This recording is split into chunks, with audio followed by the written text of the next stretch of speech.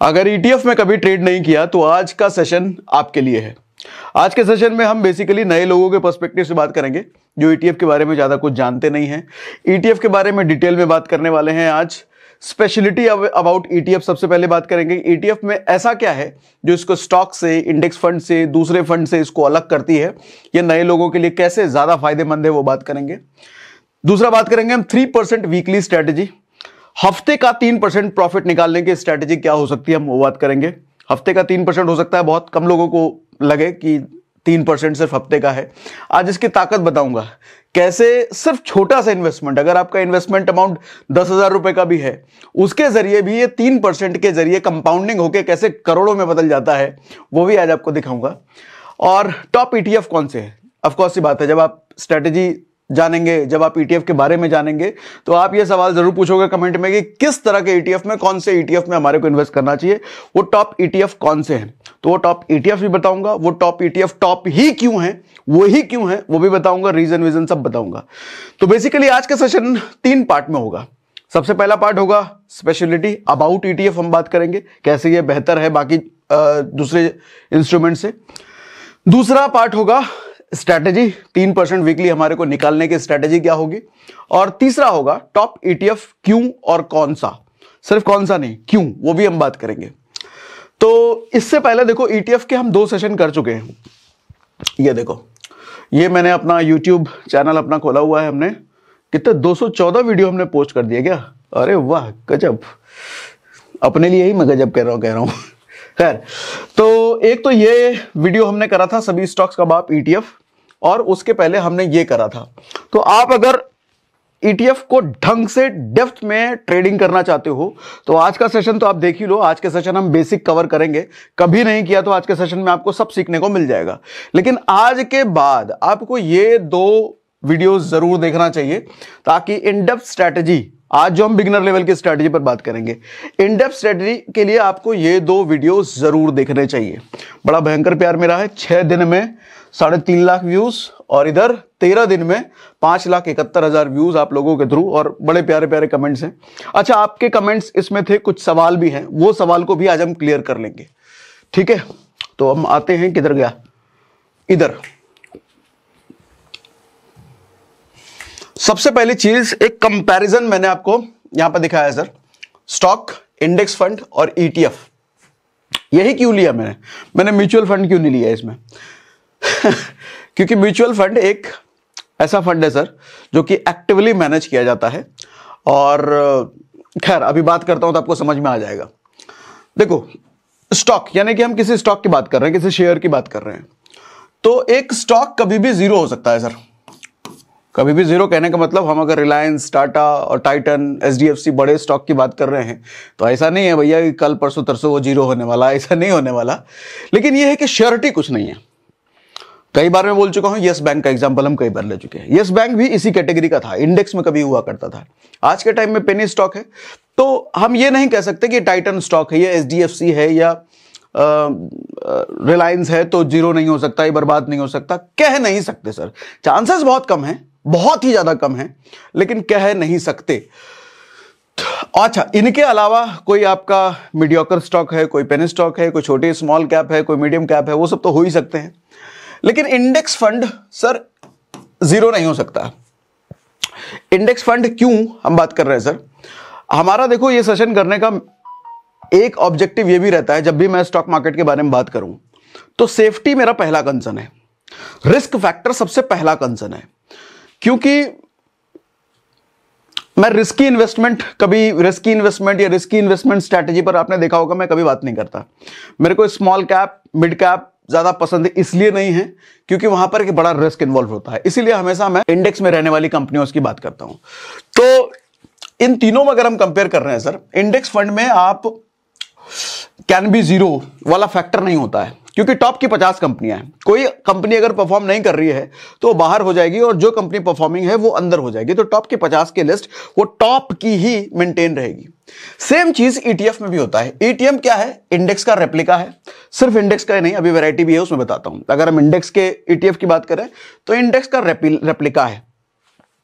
Individually अगर हम stock की बात करें तो ये एक इंडिविजुअल स्टॉक है, वहीं इंडेक्स फंड एक ग्रुप है सर। ये इंडेक्स को फॉलो करता है, जैसे इंडेक्स में टॉप की 50 कंपनियां हैं तो उसी का फंड बनाया गया है, यानी कि सेफ्टी सिक्योरिटी इसमें प्रोवाइडेड ज्यादा है किसी इंडिविजुअल स्टॉक के। ठीक है, क्योंकि एक इंडिविजुअल स्टॉक डाउन हो सकता है, गिर सकता है, बर्बाद हो सकता है, लेकिन जैसे ही बर्बादी की कगार पर वो आएगा उसको इंडेक्स से बाहर निकाल दिया जाएगा। तो इंडेक्स में जो कंपनियां होंगी वो टॉप की ही होंगी। अच्छा, ईटीएफ में मल्टीपल ऑप्शन होते हैं। सिर्फ ये इंडेक्स का ईटीएफ तो होता ही होता है, आपको इंडेक्स को फॉलो करने वाले ईटीएफ तो होते ही होते हैं, साथ में सेक्टर वाइज भी यहां आपको मिल जाता है, कमोडिटी वाइज आपको मिल जाता है, विदेशों के आपको उधर इन्वेस्टमेंट करना है तो वो भी कैटेगरी ग्रुप वाइज आपको यहां मिल जाता है, वो भी बात करेंगे, वो हमारा तीसरा सेक्शन है, उसमें हम डिटेल में आएंगे। अभी स्टॉक के केस में सर आपको थोड़ा एक्सपर्टीज चाहिए, ऐसे ही किसी स्टॉक में आप पैसा नहीं लगा सकते हो क्योंकि बड़ा रिस्क भी इन्वॉल्व है। इंडेक्स फंड में आपको ज्यादा एक्सपर्टीज नहीं चाहिए सर। इंडेक्स फंड में क्यों नहीं चाहिए? क्योंकि आपको पता है टॉप की 50 कंपनी, भारत के इकोनॉमी के टॉप की 50 कंपनी, तो इसमें क्या रिसर्च करना। ईटीएफ में भी नहीं है, अगर इंडेक्स को फॉलो कर रहे हैं तो भैया हमें पता है कि इसी का रेप्लिका है। अगर हम दूसरे कैटेगरी में जा रहे हैं, सेक्टोरियल ईटीएफ में या दूसरे कैटेगरी में, तो वहां पे थोड़ा बहुत चाहिए, लेकिन बहुत ज्यादा इसमें भी नहीं चाहिए। यहां पे रिसर्च आपको थोड़ा डिटेल में चाहिए होगा। अब इसमें क्या है, सेलेक्टेड एवरेजिंग। अगर आपको एवरेजिंग करनी है, एवरेजिंग कहने का मतलब 100 रुपए किसी स्टॉक में आपने डाल रखा है और वो स्टॉक गिरता है तो आपका मन कर रहा है कि अभी उसमें और डालें, 90 पर आया और डालना चाहिए, 80 पर आया और डालना चाहिए, 70 पर आया और डालना चाहिए। यह खतरनाक हो सकता है स्टॉक में, गिरते गिरते अगर यस बैंक बन गया तो इसलिए एवरेजिंग यहां बड़ा खतरनाक है। आपको बड़ा सेलेक्ट करना पड़ेगा किस तरह के स्टॉक में हमको एवरेजिंग करनी है, किस तरह में नहीं करनी है। इंडेक्स फंड में एवरेजिंग बड़ा आसान है सर। टॉप की 50 कंपनी, क्या है इसमें चूज करना है, पता ही है टॉप की है, तो जब भी ये गिरता है हम इसमें पैसा लगा सकते हैं। ईटीएफ में भी यही केस है, जब भी ये गिरता है पैसा लगा सकते हैं। इंडेक्स और ईटीएफ दोनों ही एक ऐसा है सर, जब भी गिरे आप इसमें पैसा इन्वेस्ट कर सकते हो, क्योंकि पता है एक टाइम पे बाउंस बैक करेगा। ये श्योरिटी यहां नहीं है। अगर आपने इंडेक्स फंड में इन्वेस्ट कर रखा तो भी इंडेक्स फंड में भी ये चीज आपको मिलता है। उसके बाद स्टॉक इंस्टेंट बाय सेल। कोई भी स्टॉक अगर अच्छा स्टॉक है, लिक्विडिटी है, पेनी स्टॉक की बात नहीं कर रहा हूं, 10 रुपए 5 रुपए वाला स्टॉक में तो कई बार लिक्विडिटी नहीं होती है। आप खरीदने जाओ मिलेगा ही नहीं, पता चले बेचने जाओ, खरीद लिया है वो खरीदार ही नहीं मिलेगा, बिकेगा ही नहीं आपका। लेकिन अगर आपके अच्छे स्टॉक हैं, मिड कैप हैं, लार्ज कैप हैं, तो इंस्टेंट बिक जाता है, इंस्टेंट खरीदा जाता है, इसी को कहते हैं लिक्विडिटी। हाई लिक्विडिटी यहां स्टॉक में होता है, अच्छे स्टॉक में। इंडेक्स फंड में सर लिक्विडिटी की तो बात छोड़ो, क्योंकि यहां पे जो भी आप बेचोगे ना या जो भी आप खरीदोगे उसका कैलकुलेशन डे एंड पे होता है। अगर आपने इंडेक्स फंड आज खरीदा है, 1 यूनिट 2 यूनिट, मतलब जो भी आपको यूनिट मिला है, वो पैसा तो अभी आपका गया, लेकिन मिलेगा डे एंड में 3:30 बजे। ऐसे ही जो बेचा या खरीदा वो भी कैलकुलेशन डे एंड में होगा। तो लिक्विडिटी अच्छी है, कभी भी बेच सकते हो, लेकिन बिकेगा वो डे एंड में। खरीद कभी भी सकते हो, लेकिन खरीदोगे वो डे एंड में आपको मिलेगा। ईटीएफ में इंस्टेंटली होता है, आपने खरीदा तुरंत मिला, बेचा तुरंत बिका। तो अगर हम देखें कि लिक्विडिटी के हिसाब से अगर आपके पास अच्छा स्टॉक है तो वेरी गुड। लिक्विडिटी यहां पे थोड़ी दिक्कत है, दिक्कत मतलब सिर्फ एक दिन की बात कर रहा हूं, ऐसा नहीं कि बिकेगा नहीं 3 दिन तक बैठे हूं, ऐसा नहीं। यहां इंस्टेंट है सर, तो ट्रेडिंग यहां पर स्मूथ है। तभी हमने कहा कि इंडेक्स फंड में आप ट्रेडिंग नहीं कर सकते। हालांकि एफएनओ में होता है, फ्यूचर ऑप्शन में होता है, लेकिन आप कैश में चाहो, क्योंकि कैश ज्यादा सिक्योर है, कैश ज्यादा सेफ है, कैश में रिस्क बहुत कम है, कैश में एक बिगिनर्स के लिए ट्रेडिंग कम रिस्क वाला होता है। तो इसीलिए ईटीएफ में मैंने कहा था, ईटीएफ में ट्रेडिंग हो सकती है, इंडेक्स में नहीं हो सकती। इंडेक्स में अगर ट्रेड करना है तो जाओ फिर एफएनओ में, एफएनओ में जाओगे उधर रिस्क है, कैश में इधर ट्रेडिंग नहीं कर सकते। ठीक है जी। लिक्विडिटी डिपेंड्स, लिक्विडिटी क्यों डिपेंड्स कि अच्छा स्टॉक है तो लिक्विडिटी मिलेगी, खराब स्टॉक है तो नहीं मिलेगा। यहां पर लिक्विडिटी हाई है, कभी भी बेच खरीद सकते हो, लेकिन डे एंड याद रखना। ये यहां पर डिपेंड्स, अगर आपके अच्छे ईटीएफ हैं, जो आज के सेशन में बात करेंगे कैसे चुनते हैं अच्छा ईटीएफ, तो लिक्विडिटी अच्छी मिलेगी। खराब ईटीएफ है तो यहां भी लिक्विडिटी नहीं मिलेगी। 3-3 दिन तक आप बैठे रहोगे, आपका ईटीएफ बिक ही नहीं रहा है भैया। प्रॉफिट कमाने का सोच रहे हो, कहां से प्रॉफिट कमाओगे? 3 दिन में देख रहे हैं मार्केट गिरा ही जा रहा है, गिरा ही जा रहा है। तो ईटीएफ में एक रिस्क वो होता है, लेकिन अगर सही ईटीएफ है तो वो रिस्क नहीं है। बात करेंगे आज हम। इतनी बात समझ में आ रही है? मुझे कमेंट बॉक्स में लिख के बता दीजिए, यस यस यस यस लिख के बता दीजिए। आज जरा डिटेल में इत्मीनान से हम सेशन कर रहे हैं भैया, कोई हड़बड़ी नहीं है, कोई जल्दीबाजी नहीं है, ठीक है। तो कुल मिला के अगर हम देखें, हम अगर बिगिनर हैं और हमारे को ट्रेड करना है तो ETF सबसे अच्छा इंस्ट्रूमेंट है। ये तो नहीं ही है आपको ट्रेड करने के लिए, क्योंकि इसमें जाओगे तो फिर FNO में जाना पड़ेगा, तो ये तो नहीं ही है बिगिनर के लिए। ये हो सकता है, लेकिन किस तरह के स्टॉक में करें जिसमें रिस्क कम हो, वो बड़ा चूज करने वाली बात है। उसके लिए थोड़ी एक्सपर्टीज फिर से चाहिए। तो एक बिगिनर्स के पर्सपेक्टिव से देखा जाए तो सबसे अच्छा ऑप्शन जहां सेफली ट्रेड किया सके, सबसे कम रिस्क हो, वो ये है सर, वो ये ETF है। ठीक, इतनी बात समझ में आ रही है? यस लिख दीजिए, यस लिख दीजिए, यस लिख दीजिए। समझ में आ रहा है? Yes yes yes yes yes. आओ जी, अब आगे बढ़ते हैं। अब बिगिनर्स ट्रेडिंग स्ट्रेटजी। सर ये जो वर्ड है ना ट्रेडिंग, इस ट्रेडिंग, आप एक चीज समझिएगा, कोई भी स्ट्रेटजी, कोई भी बात कर रहा है, मैं बात कर रहा हूं, कोई भी बात कर रहा है, ट्रेडिंग वर्ड ऑलवेज ना रिस्क को लेकर के आती है। रिस्क कम ज्यादा हो सकता है, लेकिन रिस्क को पूरी तरीके से खत्म नहीं किया जा सकता। इसीलिए मैं कहता हूं ट्रेडिंग आपको सीखना चाहिए करने से पहले। और ट्रेडिंग अगर सीखना है तो मैं एक चीज हमेशा कहता हूं कि ट्रेडिंग में ना आपको नॉलेज कम हो चलता है, टेक्निकल ज्ञान कम हो चलता है, इसकी स्ट्रेंथ सबसे ज्यादा जरूरी होती है सर। ट्रेडिंग में माहिर वही है, ट्रेडिंग में प्रॉफिटेबल वही है जिसका ये माहिर है, साइकोलॉजी स्ट्रांग है, मेंटल लेवल पे जो स्ट्रांग है, यानी कि खुद जो अंदर से स्ट्रांग है वो ज्यादा अच्छी ट्रेडिंग कर पाएगा। और अंदर से स्ट्रांग होने के लिए, खुद को बेहतर बनाने के लिए, मैंने आपको टाइम टाइम पर अलग अलग ऑडियो बुक्स रिकमेंड करते रहा हूं मैं कुकू FM पर। मगर आज मैं आपको कोई ऑडियो बुक रिकमेंड नहीं करने वाला। आज हम थोड़ा सा अलग काम करने वाले हैं। कुकू FM के एक सब्सक्राइबर से हम बात करेंगे और जानेंगे कुकू FM पर कैसा उनका तजुर्बा अब तक का रहा। तो मैंने उठा लिया अपना मोबाइल फोन और मैं उनको लगा रहा हूं सीधा फोन। उनका नाम दीप है। हेलो। हेलो। हाय दीप, कैसे हैं आप? बढ़िया जी, आप कैसे हैं सर? मैं बहुत बढ़िया हूं। सबसे पहले मैंने आपसे कुकू FM का एक्सपीरियंस जानने के लिए फोन किया है। अब तक कैसा रहा आपका कुकू FM का एक्सपीरियंस?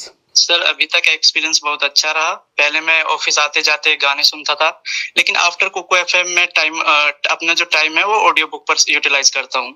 अरे वाह, वेरी नाइस। खुद को प्रोडक्टिव बनाता हूँ। अरे वाह। अगली बात मुझे ये बताइए, कुकू FM की सबसे अच्छी बात आपको क्या लगी अब तक? सर अभी तक अच्छी बात यह लगी कि इसका जो नरेशन है ऑडियो बुक का, वो बहुत ही स्मूथली है। हाँ, जिससे यही नहीं पता चलता कि कब मैंने कंप्लीट कर लिया ऑडियो बुक को। हाँ ये बात तो, ये तो मेरे साथ भी होता है। अच्छा, अगली बात मुझे ये बताइए कि आपकी फेवरेट ऑडियो बुक कौन सी है कुकू FM पर? सर फेवरेट तो एक तो वही है जो आप रिकमेंड किए थे, 7 money rules for life. Okay, और भी कोई? दूसरी सर वो है साइकोलॉजी ऑफ मनी, जो कि मुझे बहुत पसंद आई। हाँ, जो कि मुझे भी बहुत पसंद है।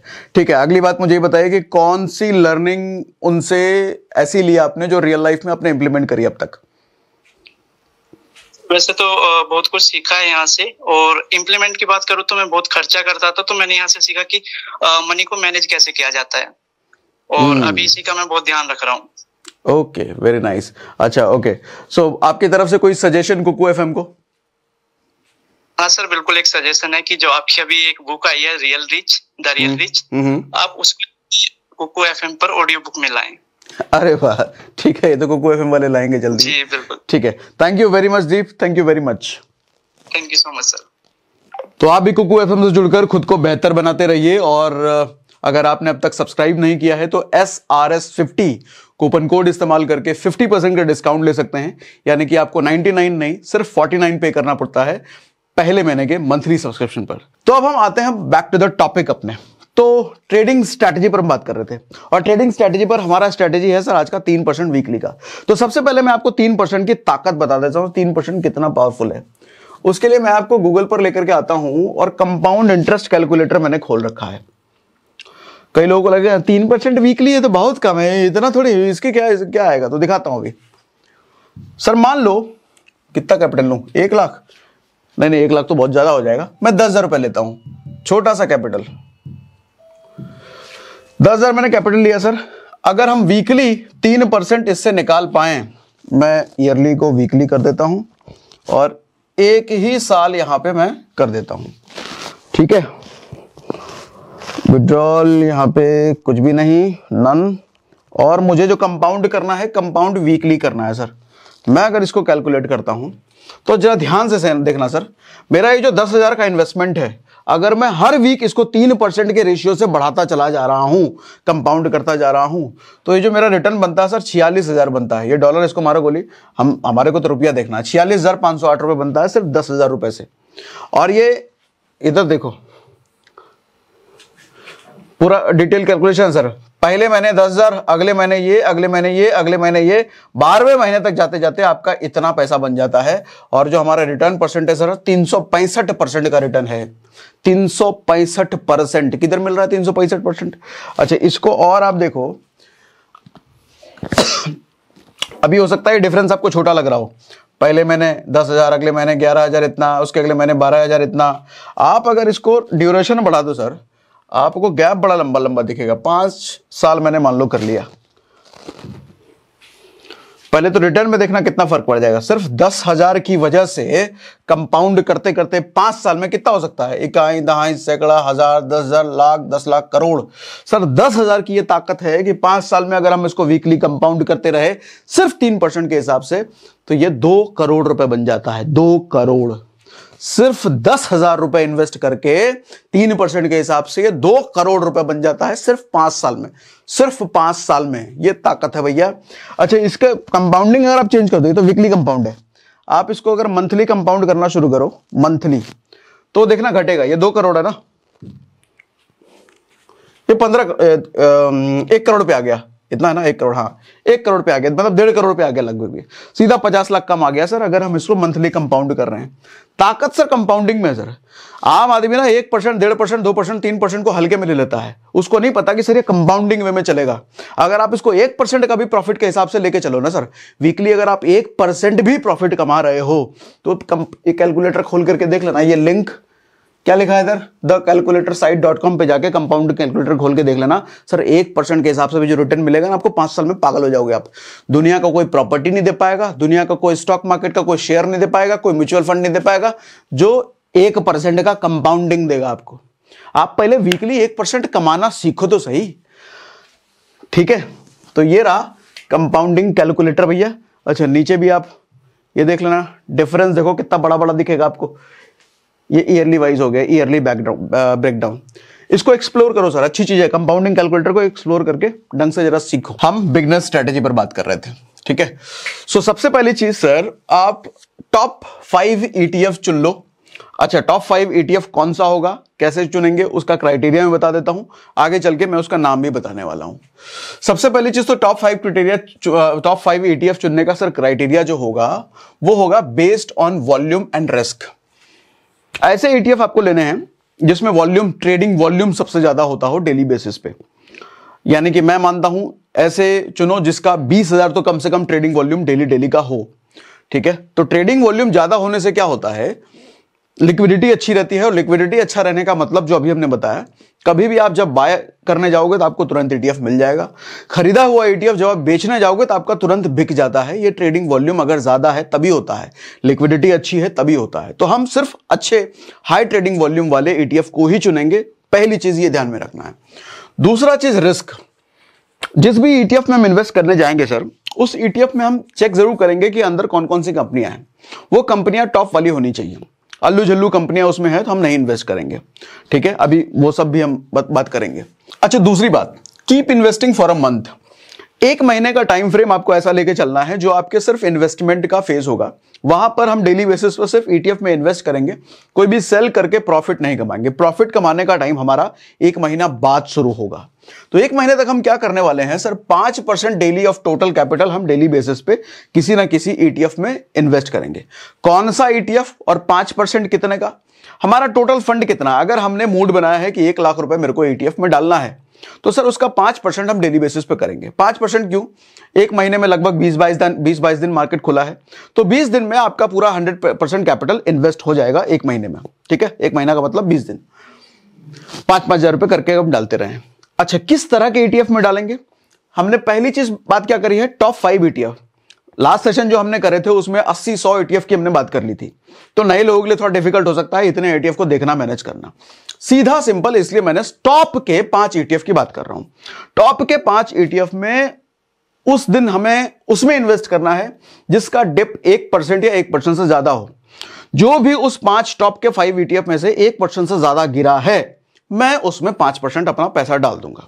ठीक, ये तो जो भी आप ब्रोकर यूज करोगे उसमें आपको दिख ही जाता है कितना गिरा है। ठीक है, दूसरी चीज ये। तीसरी चीज ये, सेल आफ्टर अ मंथ, यानी कि 1 महीने बाद जो हमारा बेचने का क्रम शुरू होगा। ऐसा नहीं है कि सर हमको सिर्फ बेचना ही बेचना है, 1 महीने बाद खरीदना नहीं है सर। 1 महीने बाद हमारा रोलिंग शुरू होगा। हम जिस ETF को बेचेंगे, अच्छा बेचेंगे भी हम 3% के टारगेट पे, उसी ETF को बेचेंगे जिस ETF पे मेरा 3% या उससे ज्यादा का प्रॉफिट टोटल बन रहा है। सेम डे की बात नहीं कर रहा मैं, ऐसा नहीं कह रहा कि मैं एक ही दिन में उस ETF पर 3% प्रॉफिट होना चाहिए, नहीं, मैं कह रहा हूं टोटल पिछले 1 महीने में जितने दिन से ETF रखा हुआ है 3% टोटल, वो आपको दिख जाता है। जो भी आप ब्रोकर यूज करते हैं उस ब्रोकर ऐप में आपको दिख जाता है कि अब तक का टोटल प्रॉफिट उस पर कितना है। अगर 3% का है तो निकाल दो उसको, और ये क्रम शुरू होगा सर 1 महीने बाद। और 1 महीने बाद जब हम करेंगे, ये बेचना खरीदना चलता रहेगा। जब हम किसी ETF को बेचेंगे, उससे प्रॉफिट निकालेंगे, तो अब उसमें से हमारे को अगला ETF खरीदना भी है। सर कोई दुकानदार की तरह सोचो, बिजनेसमैन की तरह सोचो। बिजनेसमैन जब प्रॉफिट कमाता है, उस प्रॉफिट को पूरा कमाया हुआ कैपिटल के साथ वो घर में नहीं बंद कर देता। 100 रुपए की चीज अगर उसने बेची और उसमें उसने 5 रुपए प्रॉफिट कमाया, यानी कि 105 रुपए उसने कमाया, तो 105 रुपए उठा करके वो घर में नहीं रख देगा। वो 105 रुपए को फिर रोल करता है अपने बिजनेस में, ताकि उससे 110 बनाया जा सके, 115 बनाया जा सके। इस तरह का, हाँ, थोड़ा सा वो प्रॉफिट अलग करता है अपना घर बार, अपना बाकी का काम काज करने के लिए, लेकिन अपना इन्वेस्टमेंट वापस वो डालता है। इसी तरीके से हम अगर इसी तरीके से अपने पैसे को रोल करते रहें, प्रॉफिट प्रॉफिट प्रॉफिट, सिर्फ प्रॉफिट तो नहीं होगा, लॉस भी होगा, लेकिन लॉस में हम बेचेंगे नहीं। लॉस तो तभी बुक करेंगे ना जब हम बेच देंगे लॉस में, तभी तो हमारा लॉस होगा। लेकिन अगर डाउन है तो हम बेचेंगे नहीं। ETF की सबसे अच्छी बात यह है कि लास्ट सेशन में भी मैं कह चुका हूं, ETF जितना गिरता है उतना खरीदो, क्योंकि ETF बाउंस बैक करेगा ही करेगा। लॉन्ग टर्म में उसको वापस आना ही आना है। और ETF तो कई बार आपको ऐसा भी देखने को मिलेगा सर, जब मार्केट पूरा खराब चलता है ना, 20%, 30%, 40%, 50% भी मैंने ETF को डाउन होते देखा है, लेकिन घबराने का नहीं। टॉप के ETF की बात कर रहा हूं मैं, ये वो बाउंस बैक होना ही होना है इसको। ठीक है, इतनी बात समझ में आ रही है। ये साइकिल चलता रहेगा भैया 1 महीने बाद। ये बिगिनर स्ट्रेटजी है। एक्सपर्ट वाली स्ट्रेटजी के लिए लास्ट 2 वीडियो का लिंक जो मैंने कहा उसको आप देखना जरूर। इसको देखने के बाद उसमें और क्लैरिटी मिलेगी आपको। अब अगली बात, इंपॉर्टेंट पॉइंट इसमें ध्यान रखो सर, एक्सेल जरूर मेंटेन करो जो भी आप बाय सेल करते हो। 1 महीना तो चलो, पहला महीना सिर्फ आपका बाय बाय बाय बाय चल रहा है तो एक्सेल ना मेंटेन करो, चलता है।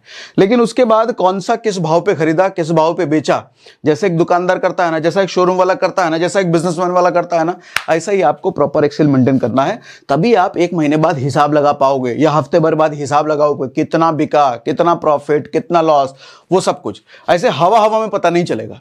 ठीक। दूसरी चीज, फॉर सेल अगर बेचने जा रहे हो तो सर लिमिट ऑर्डर का यूज करो। अब हो सकता है आपको लिमिट ऑर्डर पता ना हो तो बता देता हूं। जब हम बेचते हैं ना सर या खरीदते हैं, दोनों टाइम पे अपने को यह ऑप्शन मिलता है। इसको आप ऐसा समझो, मार्केट में आप गए हो आलू खरीदने के लिए, दुकान वाले ने बोला 20 रुपए, आप बोलो 20 रुपए नहीं, मैं तो 18 दूंगा। अगर वो 18 पे राजी हो गया तो आलू आपका, नहीं हुआ तो आप छोड़ सकते हो उसको। ऐसा ही होता है सर शेयर या ETF खरीदने बेचने के टाइम पे। कोई ETF अगर 100 रुपए का है, आप बाय करने जा रहे हो, आपको लग रहा है नहीं यार 100 रुपए का तो नहीं है, ये थोड़ा कम होना चाहिए, 95 का होना चाहिए। तो आपने जब ऑर्डर प्लेस कर रहे हो ना, उसी समय आपने बताया लिमिट ऑर्डर, जिस भी ब्रोकर को आप यूज करते हो वहां पे ऑप्शन मिलता है लिमिट का, लिमिट ऑर्डर वहां पे 95 डाल दो। अब होगा क्या, जब भी उस दिन, एक ही दिन का होगा ये, अगले दिन फिर खत्म हो जाएगा ये, जब भी उस पूरे दिन में 95 पर आएगा प्राइस, आपको वो ETF मिल जाएगा। 95 पर नहीं आया तो वो लिमिट ऑर्डर कैंसिल हो जाएगा और पैसा आपके अकाउंट में वापस आ जाता है। इतनी बात समझ में आ रही है? यस यस यस, लिखते चलिए, समझ में आ रहा है, लिखते चलिए लिखते चलिए। तो लिमिट ऑर्डर, अच्छा लिमिट ऑर्डर भी जो लगाना है वो 1 दिन पहले लगाना है। अगर मेरे को कल ETF बाय करना है तो मैं आज ही लगा दूंगा, कल के डेट पे। आज इसलिए लगा दूंगा सर, मैं क्या सेल की बात कर रहा हूं ना, मेरा 100 रुपए का भी ETF है, 100 मैं चाहता हूं 110 में बिके, 120 में बिके, 3%, हालांकि मैं बोल रहा हूं एग्जांपल में, उठ पटांग कुछ भी ले लेता हूं, कुछ भी बोल देता हूं, तो इतना समझना आप, 100 का 110 का बिके, 120 का बिके, 150 का बिके, कुछ भी हो सकता है। मार्केट उठ पटांग ऊपर नीचे कितना भी हो सकता है। मैं लिमिट डालूंगा कि मेरे को अगर 3% चाहिए, 100 रुपए का भी है, तो मैं डालूंगा अगले दिन ये तभी बिके, हाँ सेल पे है ना, अगले दिन ये तभी बिके जब ये 103 का हो। अगर अगले दिन 103 से नीचे नीचे रह जाता है तो मेरा नहीं बिकेगा और मुझे बेचना भी नहीं है। लेकिन अगले दिन 3% से ज्यादा 103 से ऊपर चला जाता है तो मेरा बिक जाएगा, यानी कि 3% में प्रॉफिट बुक कर लूंगा उस दिन। लिमिट ऑर्डर लगाने का पर्पस ये है सर कि आपको सुबह जब मार्केट खुलता है ना, फर्स्ट हाफ में ईटीएफ बड़ा ऊपर नीचे रहता है, मार्केट ऊपर की तरफ, क्योंकि हेज वाले भी बहुत ईटीएफ को यूज करते हैं जिनको हेज करना होता है। तो इसलिए सुबह चांसेस ज्यादा हैं कि ईटीएफ के प्राइस ऊपर हो, अपने को प्रॉफिट लेना है। तो सुबह पूरा दिन लगाने, हम बिगनर है ना, बिगनर्स के पर्सपेक्टिव से बात कर रहा हूं, पूरा दिन लगाने से अच्छा है, बैठे रहने से अच्छा है, स्क्रीन देखते रहने से अच्छा है, हमने एक दिन पहले ही लिमिट ऑर्डर लगा के छोड़ दिया, जा जो होगा ससुरा, अगर 3% दिया तो बेच के आ जाना, नहीं बेचा तो छोड़ देना, अपने पास पड़ा रहेगा। ठीक है जी, इतना समझ में आ रहा है। अच्छा, बाय के केस में अपने को लिमिट ऑर्डर नहीं करना। बाय में सर 2 बजे के बाद मार्केट शांत होता है, ईटीएफ का मार्केट उछल कूद करके 2 बजे के बाद 3 बजे के बाद शांत होने लग जाता है, 3:30 तक का अपने पास टाइम है। तो मैं कहता हूं सर 3 बजे के बाद या 2:30 बजे के बाद या 2 बजे के बाद आप मार्केट में आओ, 10-15 मिनट बिताओ, देखो कि कौन सा ईटीएफ, कौन सा मतलब आपके टॉप 5 ईटीएफ में से कौन सा ईटीएफ 1% से ज्यादा गिरा है। जो भी ईटीएफ 1% से ज्यादा गिरा है आपके उस टॉप 5 ईटीएफ में से, दुनिया जान से अपने को नहीं मतलब, उसमें आप अपना इन्वेस्टमेंट कर देंगे। इतनी बात समझ में आ रही है। सर बेचना है तो 3% में कमाऊंगा, अदरवाइज नहीं बेचूंगा। खरीदना है तो मैं उसी को खरीदूंगा जो 1% से कम आज के दिन में गिरा है। 3% प्रॉफिट मेरे को ओवरऑल चाहिए, जब से मैंने लगाया है उसमें, तब से। हो सकता है 10 दिन हो सकता है, वीकली हो सकता है, 4 दिन हो सकता है। हालांकि 1 वीक का खेल है ये सर, 1 वीक में ईटीएफ में 3% का प्रॉफिट कमाया जा सकता है, जो प्रैक्टिकल एक्सपीरियंस हमने किया है। लेकिन कई बार हो सकता है 10 लग सकता है, 15 दिन लग सकता है। ठीक है, बाय के केस में 1% गिरा है, हम उसी को खरीदेंगे। सेल के केस में जो 3% प्रॉफिट दे रहा है मैं उसी को बेचूंगा। ये 1 दिन का है, ये टोटल का है। इतनी बात समझ में आ रही है। अब आगे बढ़ो। अब बिगेस्ट चैलेंज सर ईटीएफ की ट्रेडिंग में या किसी भी ट्रेडिंग में, ईटीएफ में तो हम बाय सेल बहुत फ्रीक्वेंटली करेंगे, तो सबसे बड़ा चैलेंज आपका ब्रोकरेज और टैक्सेस का आएगा सर। एक अच्छा खासा पैसा ब्रोकरेज में चला जाता है, पर ट्रेड एक बाय सेल पे 20-22 रुपए चला जाता है, उसमें टैक्सेस भी अलग से लगते हैं। देखो टैक्सेस तो बचाने का कोई तरीका नहीं है, लेकिन ब्रोकरेज बचाने का तरीका है, और टैक्सेस लगते भी बहुत कम है, बहुत छोटा अमाउंट होता है।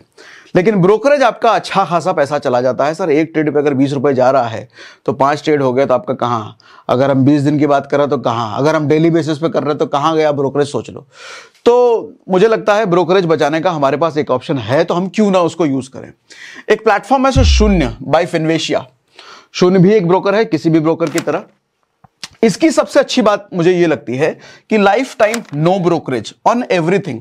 आप चाहे ईटीएफ में कर रहे हो, एफएनओ में कर रहे हो, आप चाहे इक्विटी में कर रहे हो, किसी भी ट्रेडिंग इन्वेस्टमेंट कुछ भी कर रहे हो सर, कोई भी ब्रोकरेज चार्ज इसमें नहीं लगता। सिर्फ सरकारी टैक्स लगता है, जो कि बहुत छोटा सा अमाउंट होता है, वो सब पे लगना है। कोई भी इसका सब्सक्रिप्शन फीस नहीं होता सर, आपको इसको लेने के लिए इतना सब पैसा पहले दो, वो सब लफड़ेबाजी नहीं है। कोई एएमसी भी नहीं लगता सर, सालाना कोई मेंटेनेंस के नाम पे कुछ नहीं लगता। सभी एक्सचेंजेस में रजिस्टर्ड है, एनएससी, बीएसई, एमसीएक्स सब पे रजिस्टर्ड है। ये सेबी रजिस्टर्ड है, एनबीएफसी लाइसेंस भी इनको मिल चुका है आरबीआई से। अच्छा, सिंस 2009 से है ये। इसके बारे में 2-3 चीजें मैंने और ऐड कर दी, इसलिए क्योंकि लास्ट सेशन भी जब मैंने इसकी बात करी थी ब्रोकरेज बचाने की, तो बहुत सारे लोगों ने पूछा क्या हम भरोसा कर सकते हैं सर, क्या ट्रस्ट कर सकते हैं शून्य पर। तो सर मैं स्ट्रेट फॉरवर्ड ये नहीं कह सकता कि करो या ना करो, क्योंकि वो मुझे करना भी नहीं चाहिए।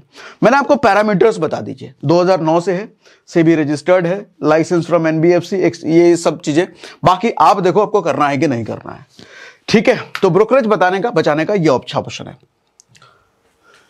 अच्छा, ये कोई पेड प्रमोशन किसी तरह का नहीं है भैया, हम सारी चीजें कवर कर रहे हैं, तो मैंने कहा ब्रोकरेज बचाने का भी ऑप्शन आपको बता दो, क्योंकि ईटीएफ ट्रेडर के लिए बड़ा पेन है ये। How to choose best ETF. अब हमारा आखिरी पार्ट शुरू होता है, जो बेस्ट ईटीएफ कैसे चूज करना है अपने को। सबसे पहली चीज है ट्रेडिंग वॉल्यूम, जो मैं बता चुका हूं, और दूसरा उसमें टॉप कंपनीज होनी चाहिए, ये भी मैं बता चुका हूं। अब आओ आगे सर, कैटेगरी हमारे पास मोटा मोटी 5 कैटेगरी है ईटीएफ की। पहली कैटेगरी है sir index ETF. Index ETF क्या होता है, जो इंडेक्स को फॉलो करता है, जो इंडेक्स को टॉक करता है, मैं कहता हूं जो इंडेक्स को फॉलो करता है, जो इंडेक्स को ट्रैक करता है। ट्रैक को टॉप कह रहा है को, कुछ भी निकल जाता है। खैर चलो, निकल गया तो निकल गया। बोलते बोलते आपके साथ भी ऐसा होता है क्या? इतनी देर से बोल रहे हो तो बड़ कुछ भी निकलने लग जाए है? चलो ठीक, कैसे इसको सुधारा जा सकता है क्या? आप कमेंट बॉक्स में बताना अगर सुधारने का कोई तरीका हो। नहीं है तो बाकी काम करते हैं अपना। Index ETF, index ETF sir index को ट्रैक करता है। वो होता है मतलब कि सेंसेक्स, बीएसई, सॉरी बीएसई तो वो है, सेंसेक्स और निफ्टी। हमारे पास दो इंडेक्स हैं सर। इन दो इंडेक्स को फॉलो करता हुआ ईटीएफ कहलाता है इंडेक्स ईटीएफ। ठीक है, अब इसमें अगर हम देखें तो निफ्टी 20 सबसे अच्छा ऑप्शन इसलिए है क्योंकि दो क्राइटेरिया, टॉप की कंपनीज होनी चाहिए और ट्रेडिंग वॉल्यूम ज्यादा होना चाहिए। अब निफ्टी 20 अगर मैं सर्च करके आपको दिखाऊं तो कौन सी कंपनी आती है ये देख लो। सब मैं आपको दिखाता चला जाता हूं। अच्छा, निफ्टी 20 पैसे मैंने सर्च करके रखा था सर। निपॉन इंडिया निफ्टी 50-20, डर भी लगता है किसी कंपनी का नाम लेने में, कहीं वो ना आ जाए। लेकिन हालांकि चलो, अपना क्राइटेरिया क्लियर है कि सबसे टॉप का ट्रेडिंग वॉल्यूम होना चाहिए। तो सबसे टॉप के ट्रेडिंग वॉल्यूम में इंडेक्स ईटीएफ में मेरे को ये कंपनी निकल के आती है, तो इट्स अ गुड ऑप्शन। ठीक, अगली बात, सेक्टोरियल ईटीएफ। सेक्टोरियल ईटीएफ क्या होता है sir? Particular sector wise ETF होता है। कई सारे सेक्टर हैं।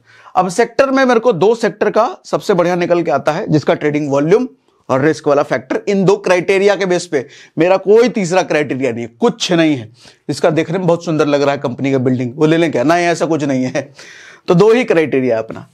उस दो क्राइटेरिया को फिट करता हुआ एक पीएसयू बैंक्स आता है सर, पीएसयू बैंक्स 20 और दूसरा आईटी 20। आओ सर्च करके बता देता हूं ये भी।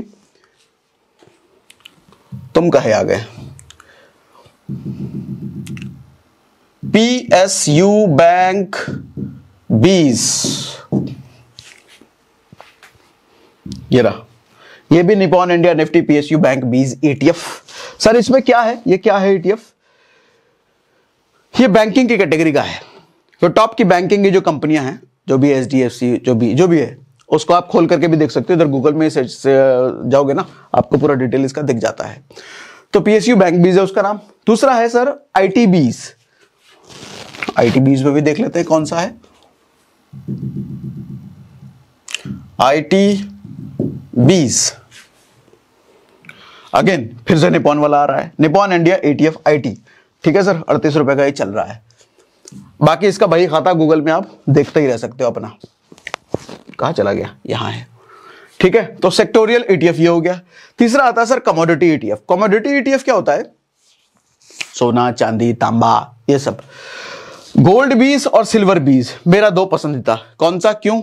फिर वही क्राइटेरिया। गोल्ड 20 क्यों सर? गोल्ड और सिल्वर बेसिकली, अच्छा यहां पे ये एक अच्छा ऑप्शन है उनके लिए जो लोग सोने में इन्वेस्ट करते हैं, चांदी में इन्वेस्ट करते हैं। आपको अगर फिजिकल में नहीं जाना तो डिजिटली अगर इन्वेस्ट करना है तो ये एक अच्छा ऑप्शन है। इनका मूवमेंट सर, रियल गोल्ड जो फिजिकल गोल्ड होता है उनका प्राइस के हिसाब से ही इनका मूवमेंट होता है। ठीक है, तो आप बिल्कुल ये समझ सकते हो कि मेरे को गोल्ड में इन्वेस्ट ना करके मैं अगर गोल्ड 20 में डाल रहा हूं तो ये मान लो बिल्कुल गोल्ड में ही पैसा डाल रहा है, क्योंकि वही ट्रैकिंग मिलेगी। अगर गोल्ड अगर 100 रुपए का है तो ये भी आपको 100 रुपए का दिखेगा, वो 90 रुपए हुआ तो ये भी 90 रुपए का दिखेगा, सेम सिल्वर का। अब गोल्ड 20 में कौन सी कंपनी, जरा ये देख लेते हैं। मैं गोल्ड 20 में टाइप कर लेता हूं, गोल्ड 20 या आईटी 20, ये सब कोड है, ये किसी कंपनी का कोड है, उस कंपनी को रिप्रेजेंट कर रहा है। तो मैं गूगल में सर्च करके आपको ये दिखा रहा हूं कि ये कौन सी कंपनी को रिप्रेजेंट कर रहा है। ठीक है, अगेन ये भी निपॉन इंडिया का है, निपॉन इंडिया एटीएफ गोल्ड 20, जिसका प्राइस अभी 53 रुपए के आसपास चल रहा है। उसके बाद है सर सिल्वर 20। सिल्वर 20 भी दिखा देता हूं, SILVERBEES। सर ये भी निपॉन इंडिया सिल्वर ईटीएफ है जिसका 70 रुपए का प्राइस चल रहा है अभी। अगला है सर ग्लोबल इंडेक्स ईटीएफ। ये ग्लोबल इंडेक्स ईटीएफ होता है यूएस के स्टॉक मार्केट को जो ट्रैक करता है। अब इसमें दो मैंने निकाले हैं, अगेन क्राइटेरिया अपना वही है और कुछ नहीं। माफैंग, चाइनीज नाम दिख रहा है, तो आओ देखते हैं क्या है। माफैंग चाइनीज नहीं है, हालांकि इंडियन है। इंडियन कंपनी ने ऐसा ईटीएफ बनाया जो बाहर की उस इंडेक्स को ट्रैक कर रही है। क्या नाम है भैया? MAFANG, sorry, माफैंग। माफैंग है भैया मिराय एसेट का, Mirae asset NYC FANG plus ETF। देखो ये जो मिराय या निपॉन ये सब है ना, ये कंपनी का नाम है। ये अलग अलग, मिराय के अलावा दूसरे भी आपको मिलेंगे, लेकिन ये माफैंग इसका सिंबल है, कोड है, ये कह लो आप, ठीक है। अच्छा, दूसरा है MON 100। MON 100 क्या है? मंडे 100? नहीं, मंडे 100 नहीं है, MON 100। सर MON 100 है मोतीलाल ओसवाल कंपनी का नैस्डैक 100 ETF। ये नैस्डैक को फॉलो कर रहा है, यूएस का इंडेक्स है, ठीक है। तो आपके मन में अगर इच्छा है कि मैं यहां बैठे बैठे अपना देसी ब्रोकर यूज करके यूएस के स्टॉक मार्केट के इंडेक्स में इन्वेस्ट करूं, तो आप ये वाला तरीका अपना सकते हो, ठीक है। अगली कैटेगरी है sir bond ETF। Bond ETF होता है सरकारी बॉन्ड, सिक्योरिटीज, डेट फंड जैसे। इसको मैं पहले ही एलिमिनेट कर देता हूं क्योंकि इसमें ट्रेडिंग वॉल्यूम बहुत कम होता है, तो आपको लिक्विडिटी का इशू आएगा, बाय सेल का इशू आएगा, बहुत ज्यादा ग्रोथ इंस्टेंटली नहीं होती क्योंकि बहुत समय लगता है इसमें ग्रोथ में। तो मैं इसमें किसी का नाम ले ही नहीं रहा, मैं इसको हटा दे रहा हूं। हम इस चारों कैटेगरी में इसमें से जो कंपनी जिसका नाम आपको बहुत बढ़िया लगे, जो आपके ग्रह नक्षत्र के हिसाब से सेट बैठे, उसको आप चुन लेना, कोई भी 5 की कंपनी, कोई भी, ठीक है जी। इतना समझ में आ रहा है? और कुछ आगे क्या? और कुछ आगे नहीं है, ब्लैंक है, ठीक है। तो ये रहा ETF का पूरा जानकारी। बाकी आपको फिर भी अभी भी कोई सवाल अगर बचा है तो हमें कमेंट बॉक्स में लिख के जरूर बताइए। सेशन को देख करके मजा आया, कुछ नया सीखने को मिला अगर सीखने को, तो वो भी हमें कमेंट बॉक्स में लिख के बताइए। ब्रोकरेज बचाने के लिए शून्य इस्तेमाल कीजिए और अपने आप को बेहतर बनाने रहने के लिए, सीखते रहने के लिए कुकू FM डाउनलोड करने का लिंक हमने डिस्क्रिप्शन